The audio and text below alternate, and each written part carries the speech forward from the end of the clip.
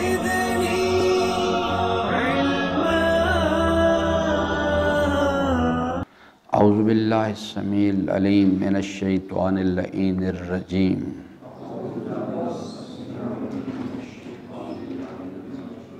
بسم اللہ الرحمن الرحیم. واضرب لهم مثلا اصحاب القریہ اذ جاءها المرسلون اذ ارسلنا الیہم اثنین فکذبوہما فعززنا بثالث فقالوا انا الیکم مرسلون قالوا ما انتم الا بشر مثلنا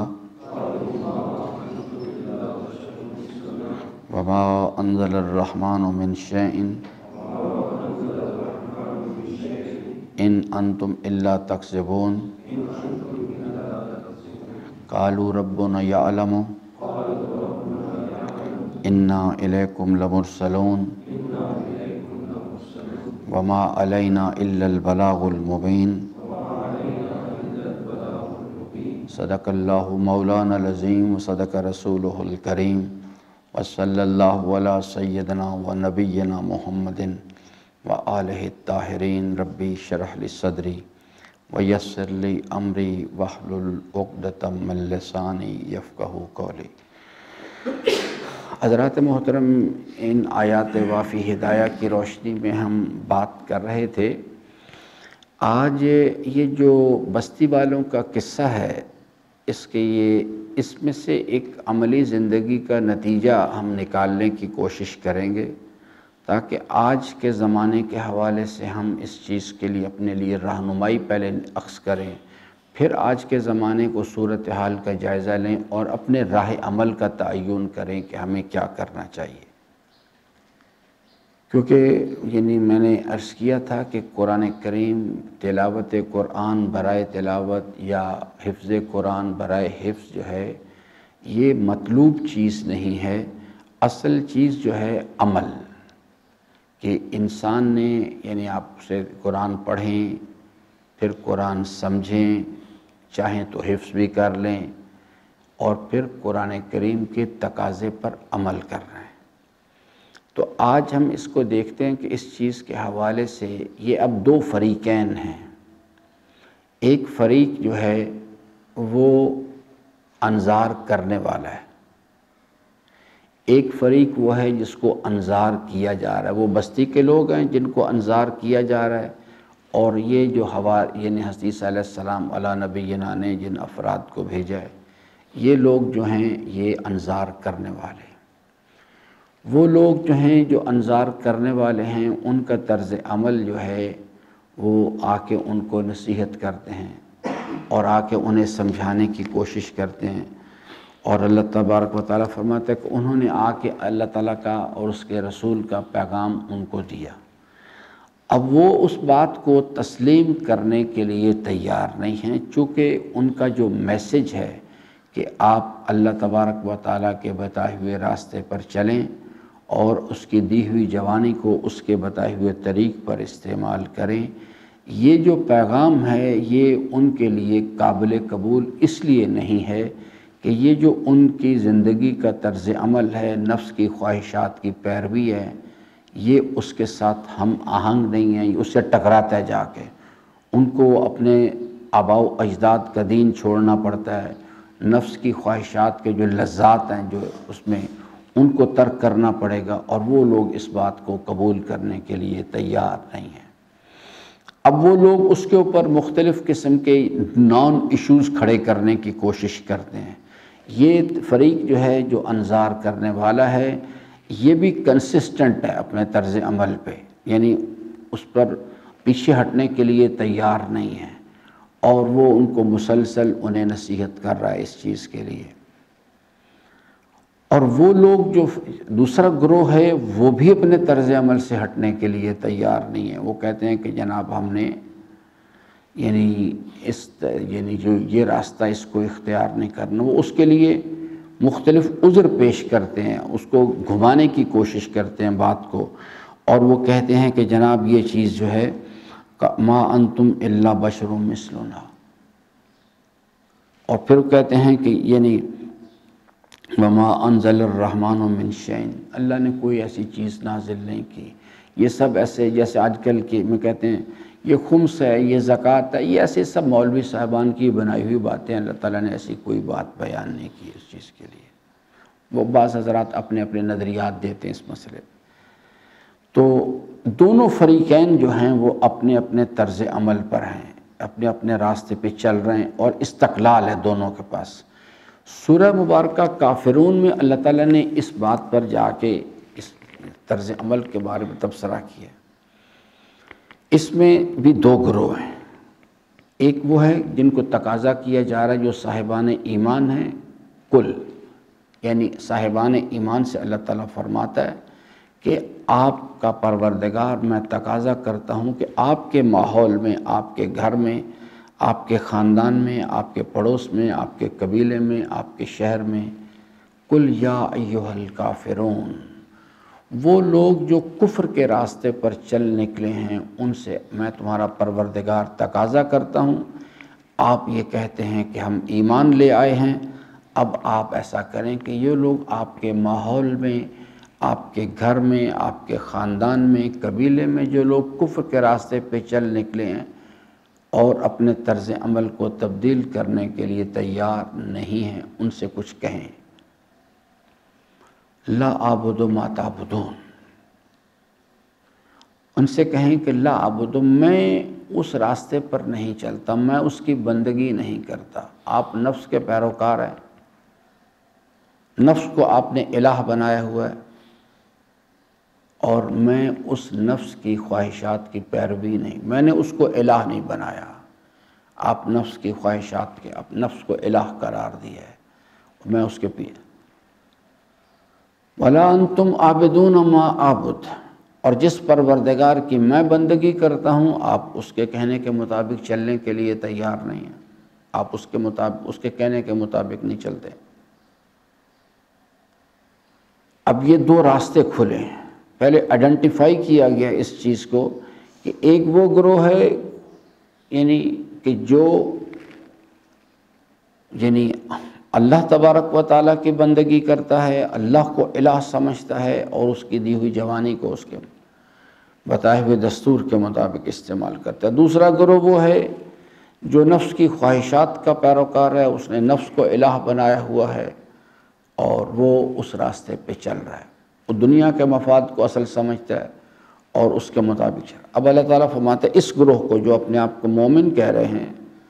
ان سے خطاب کرتا ہے۔ اس وقت بھی 2019 میں بھی سورہ کافرون سب کو کہہ رہی ہے، وہ لوگ جو اپنے آپ کو مومن کہتے ہیں،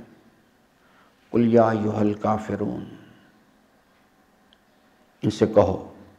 لا اعبد ما تعبدون، آپ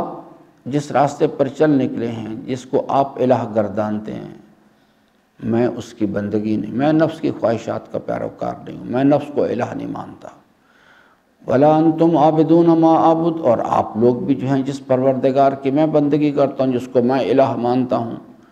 آپ اس کے بتائے ہوئے راستے کے پر چلنے کے لیے تیار نہیں ہیں، آپ بھی اس کی بندگی نہیں کرتے۔ وَلَا أَنَا عَابِدٌ مَا عَبَدتُّمْ، وَلَا أَنَا عَابِدٌ مَا، میرا بھی حتمی فیصلہ یہ ہے کہ جس نفس کی خواہشات کی پیروی آپ کرتے ہیں، میں اس راستے پر کبھی بھی چلنے کے لیے تیار نہیں ہوں، میرا حتمی اٹل فیصلہ یہ، میں نے اسی راستے پر چلنا ہوں،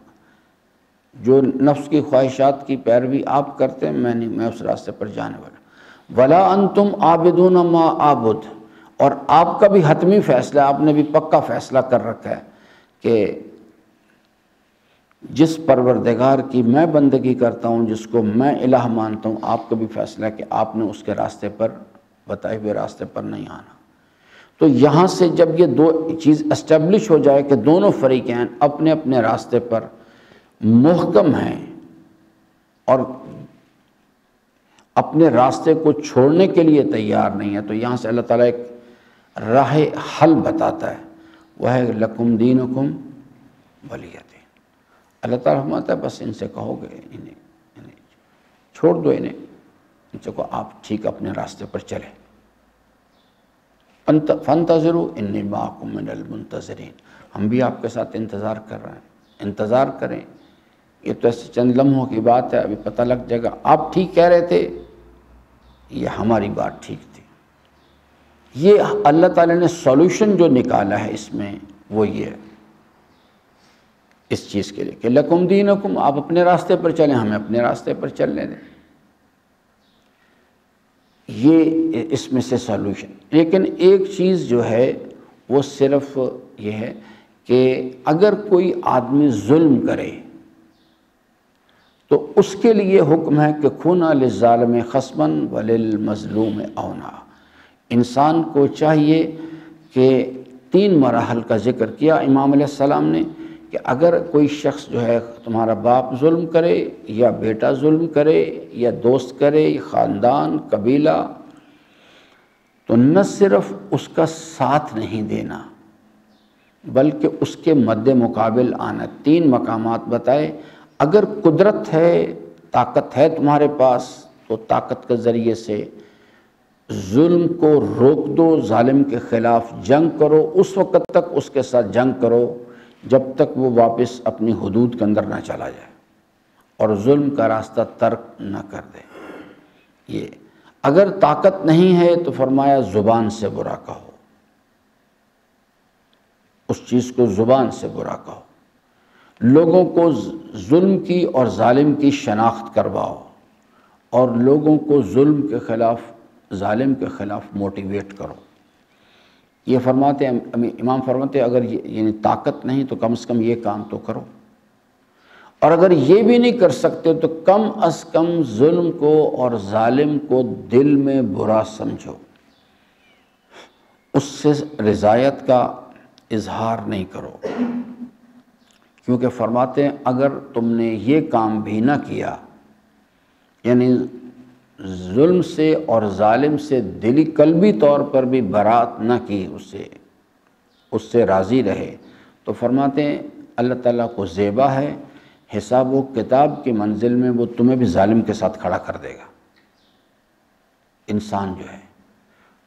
یہ ظالم کے حوالے سے یہ قانون ہے، لیکن جو راستہ ہے کہ ایک فریق اپنے راستے پہ چل رہا ہے، ایک گھر میں بحث شروع ہو جاتی ہے، تو وہاں پہ جو چیز ہے وہ یہ ہے کہ انسان نے عملی کردہ اس کو بھی لکم دینکم ولی دین، چلو بھی شاباش اپنا کام کرو پہ، یہ راستہ اللہ تبارک و تعالی، لیکن یہ تو اللہ نے راستہ بتایا ہے، کیونکہ اسلام جو ہے ایک ایسا مکتب ہے، درود پڑھ لے محمد وآلہ وسلم۔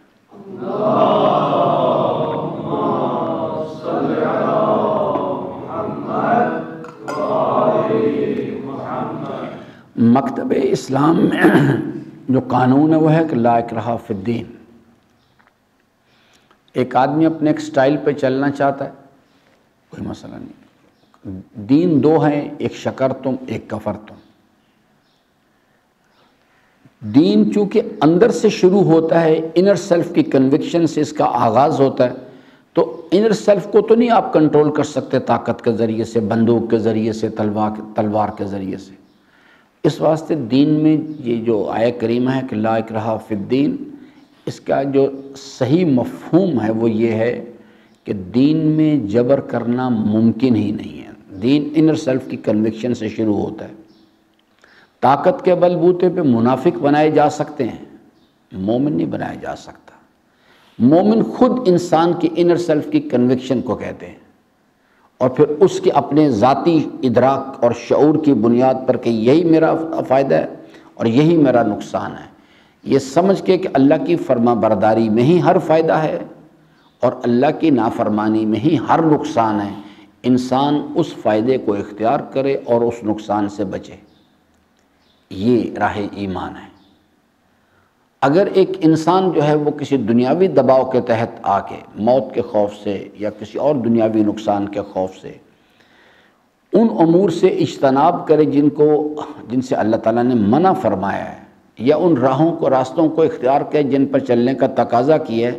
تو یہ چونکہ اس کے پیچھے بنیادی طور پہ جو انسان کے ارادے کو حرکت دینے والی چیز اللہ تعالیٰ کے جلال و جمال کا یقین نہیں بلکہ دنیا کے مفاد اور نقصان کا یقین ہے، تو یہ راستہ اگرچہ وہ ظاہری طور پر نمازیں بھی پڑھتا ہوا دکھائی دے یا دیگر بھی حج کرتا ہوا دکھائی دے، وہ آدمی مومن نہیں، وہ منافق ہوتا ہے، کیونکہ اس کے ارادے کو حرکت دینے والی چیز اللہ نہیں بلکہ دنیا ہے۔ تو یہ ایک قانون دی۔ اب آئے اس چیز کی طرف، یہ جو یہاں بحث ہو رہی ہے، یہاں پر جو چیز ہے وہ بستی کے لوگ جو ہیں وہ کیا کر رہے ہیں، وہ جو حضرت عیسیٰ علیہ السلام کے جو نمائندگان ہیں وہ نصیحت کر رہے ہیں، انذار کر رہے ہیں الہی نظام کے تحت۔ وہ جو بستی کے لوگ ہیں وہ انہوں نے نفس کی خواہشات کو الہ بنایا ہوا ہے، نفس کی خواہشات کی پیروی کرتے ہیں اور وہ اس کو چھوڑنے کے لیے تیار نہیں۔ اب یہ پہلے اختلاف رائے ہوتا ہے اور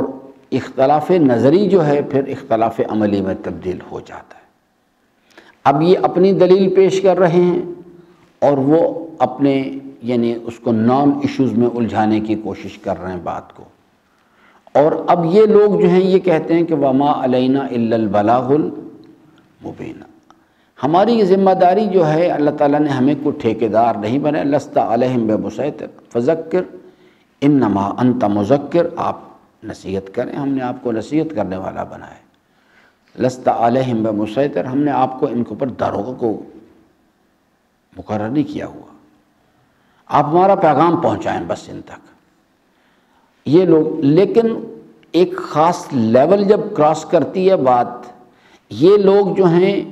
یہ جو حضرات ہیں جو نصیحت کرنے والے ہیں، انذار کرنے والے ہیں، اگر تو ان کی جو کوشش ہے، ان کے جو دنیاوی مفادات ہیں جن کو وہ اپنا الہ گردانتے ہیں، اس کے لیے نقصان دہ نہیں ہے تو وہ کچھ نہیں کہتے۔ جیسے آج کل ہماری مجالس ہیں، ہم چونکہ نہ کربلا سے سبق لیتے ہیں، ان الحسین مصباح الہدیٰ، نہ آج کے دور کے جو شمر ہیں، آج کے دور کے یزید ہیں، نہ ان کی شناخت کرواتے ہیں، نہ ان کے خلاف کھڑا ہونے کے لیے کہتے ہیں، اس قاضی شرح کے کردار سے آج کے قاضی شرح نہ شناخت کرواتے ہیں، نہ ان کے خلاف کھڑا ہونے کا تقاضا کرتے ہیں۔ تو ہماری مجالس جو ہیں چونکہ ان میں امر بالمعروف تو ہے نہیں ہے، نہی عن المنکر اس میں ہے نہیں، اس واسطے یہ مجالس بے روح ہیں، اور نہ ہی دور حاضر کے جو وارثان یعنی یزید ہیں، دور حاضر کے وارثان فرعون ہیں، ان کو اس سے کوئی اختلاف ہے۔ اس لیے کہ یہ مجالس یا یہ جس کو ہم انذار کہہ رہے ہیں، یہ جو تبلیغ ہے، ان کے مفادات کے لیے کوئی خطرہ نہیں۔ خرابی ٹکراؤ اس وقت شروع ہوتا ہے کہ جس وقت یہ انذار کرنے، وہ لوگ جو وارث ہیں عیسیٰ کے، وہ لوگ جو وارث ہیں موسیٰ کے، وہ لوگ جو وارث ہیں ابراہیم کے، وارث ہیں امیر المومنین کے، وارث ہیں سید الشہداء، وہ آئیں اور آ کے معاشرے کے اندر ظلم کی اور ظالم کی شناخت کروائیں۔ کون ہیں وارثان بنو امیہ، کون ہیں وارثان بنو عباس،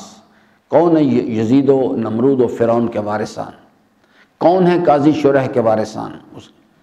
ان کی شناخت کروائیں، پھر لوگوں کو موٹیویٹ کریں کہ آپ کو اس ظلم کے خلاف قیام کرنا چاہیے، صدائے حل من ناصر بلند کریں، اور پھر تیسرے مرحلے میں اس ظالمانہ نظام کے خلاف یہ شیخ باقر نمر کی طرح کھڑے ہوں، ابراہیم زکزکی کی طرح کھڑے ہوں، اس چیز کے لیے باقر صدر شہید کی طرح کھڑے ہوں اس چیز کے خلاف۔ یہ جو چیز ہے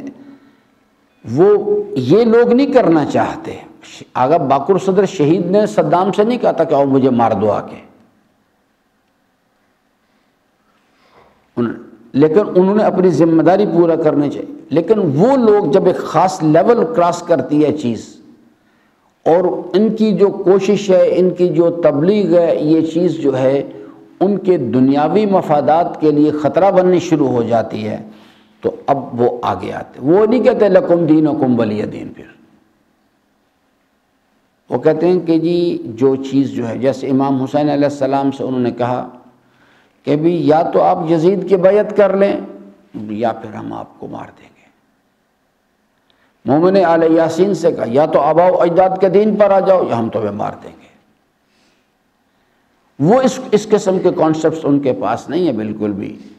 کہ وہ کہیں گے چلیے چلو ٹھیک ہے آپ اپنے راستے پر چلیں اور ہمیں اپنے راستے پر چلنے دیں۔ جب کوئی بھی ایفرٹ جو ہے وہ ان کی کاوش جو ہے اس لیول پر آئے گی، وہاں سے اختلاف شروع ہو جائے گا۔ جہاں آپ کو اختلاف نہ دکھائی دے، مجالس بھی ہو رہی ہیں، تبلیغ بھی ہو رہی ہے اور اہل دنیا کچھ بھی نہیں کہہ رہے، آپ سمجھ لیں کہ یہ جو اپنے آپ کو وارثان انبیاء کہتے ہیں تبلیغ، ان کے طرز عمل میں کہیں کچھ کمزوری ہے۔ اگر یہ ٹھیک کام کر رہے ہوتے تو امیر المومنین کا تو بڑا واضح فرمان موجود ہے، فرماتے ہیں کہ اگر تمہارا یہ خیال ہے کہ تم اللہ کے راستے پر ہو، اپنے خاندان کا چھوڑے مولانا صاحبان کو، مثال کے طور پہ اپنے خاندان کے اندر جائیں، اگر آپ کا یہ خیال ہے اور میرا یہ خیال ہے کہ میں اللہ کے راستے پہ چل رہا ہوں امیر المومنین کے، اور حضرت فرماتے تیرے گھر کے اندر تیرے بھائی، تیرا باپ، تیرے بیٹے، تیرے خاندان کے لوگ، پڑوس کے لوگ جو ہیں، جو اہل دنیا ہیں، نفس کی خواہشات کے پیروکار ہیں، وہ تیرے ساتھ اختلاف ہی نہیں کرتے،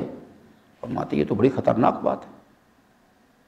اس کا مطلب ہے تو میرے راستے پر نہیں چل رہا۔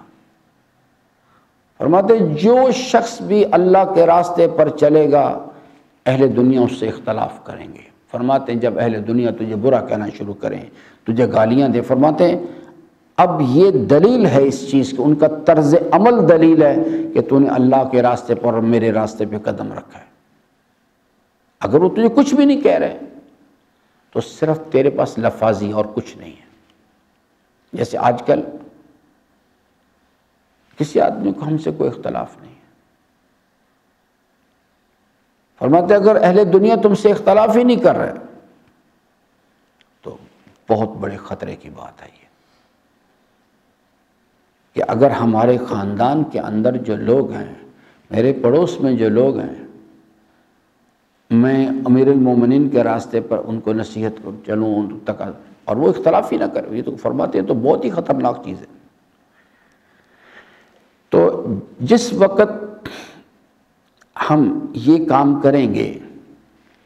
کہ ظلم کی شناخت کروائیں گے، ظالم کی شناخت کروائیں گے، لوگوں کو موٹیویٹ کریں گے ظلم کے خلاف، ظالم کے خلاف قیام کے لیے، وہاں سے اختلاف شروع ہو جائے گا اور پھر وہ اختلاف گریجولی آگے جائے گا۔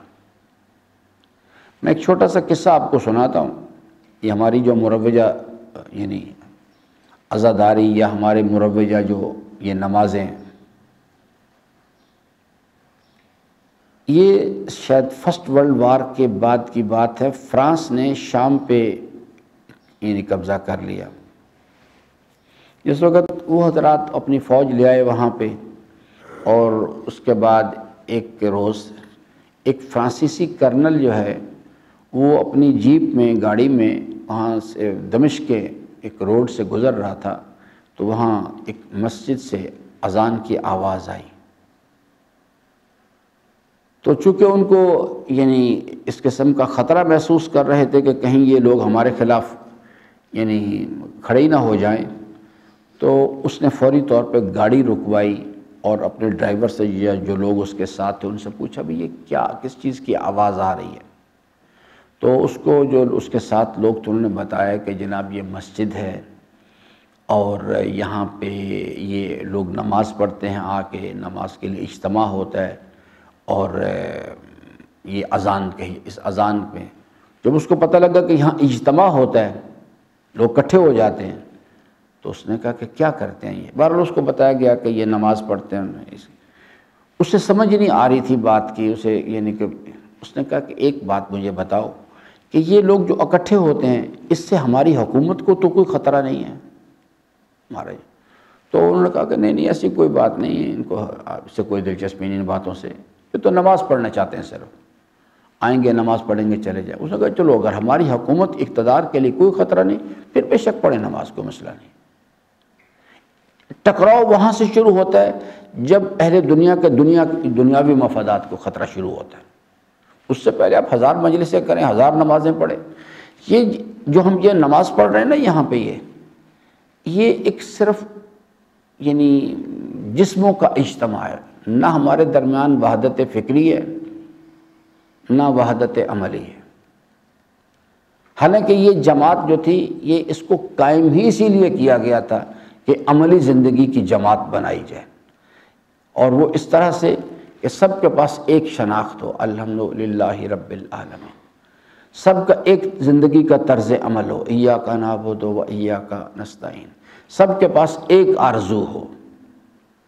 وہ ہے اہدنا الصراط المستقیم. یہ 3 چیزیں جب کسی جگہ پہ 1 سے 2 افراد کے درمیان مشترک ہو جاتی ہیں، وہ جماعت بننے کی صلاحیت ان میں آ جاتی ہے. اگر وہ 2 افراد آپس میں سے کسی ایک آدمی کو جو بہتر شناخت رکھتا ہو، بہتر اس طرز عمل پر عمل پیرا ہو اور اس آرزو میں محکم ہو، جو آدمی سب سے بہتر ہو، اگر وہ افراد اس کو اپنا امام بنائیں، اس کو اپنا پیشوا بنائیں، بس وہ جماعت ہے. جب ایک امیر پر متفق ہو جائے پھر جماعت بن جاتی. یہ جو چیز ہے یہ ہے بدن قریب قریب ہیں، وہ قلوبہم شتیٰ، ان کے دل پھٹے ہوئے ہیں، ایک دوسرے سے دور دور ہیں، ایک دوسرے کے بارے میں سوء ظن، تہمت، بغض، یہ چیز دل اس سے بھرے ہوئے ہیں. تو کل انشاءاللہ اس پر بات کریں گے، اس چیز کے لیے کہ انہوں نے کہا کہ وَمَا عَلَيْنَا إِلَّا الْبَلَاغُ الْمُبِينُ، ہماری ذمہ داری ہم اللہ تعالیٰ کا پیغام آپ تک پہنچا دیں. لیکن کیا وہ لوگ بھی یہی سمجھ رہے ہیں، اسی چیز کو سمجھ رہے ہیں؟ اس پر آگے قرآن کریم میں اللہ تعالیٰ نے اس کے چیز کو بیان فرمایا اس چیز کے لیے. تو یہ تمام باتیں جو ہیں اس کو یعنی جو میں نے ابھی آپ کی خدمت میں عرض کی، لوگ یعنی سورہ مبارکہ یاسین قرآن کریم کا ایک ایسا سورہ مبارکہ ہے جو بڑا کثرت سے پڑھا جاتا ہے. یعنی وہ لوگ جو لبرل ہیں ان کو تو چھوڑیں، لیکن جو پڑھنے والے کثرت کے ساتھ اس کو پڑھتے ہیں. لیکن آج تک ہم نے کبھی بھی اس سے سبق حاصل کرنے کی کوشش نہیں کی. ہم اس سے سبق حاصل کرتے اس چیز کے لیے. یہ جو بستی والوں کا قصہ ہے نا، راولپنڈی بھی ایک بستی ہے، سب کو چاہیے، گلگت بھی ایک بستی ہے، اسکردو بھی ایک بستی ہے، کہ اصل میں ان بستیوں اس بستی کا قصہ بیان کر کے اللہ تعالیٰ نے ان بستیوں میں رہنے والے افراد کو کہا بھی آپ بھی غور کریں، کہیں آپ بھی تو ایسا نہیں کر رہے کہ آپ بھی تو اسی راستے پر نہیں چل رہے. یہ اصل میسج ہے. ہم نے کیا کیا،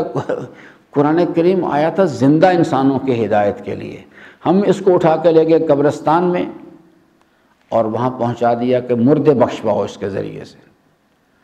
کل انشاءاللہ اس پر بات کریں گے. اللہ تعالیٰ سے امیدوار ہوں کہ اللہ تعالیٰ ہم سب کو قرآن کریم کو پڑھنے، سمجھنے اور اس کے فرامین پر عمل پیرا ہونے کی توفیق عطا فرمائے. درود پڑھ لیں محمد وعلیہ.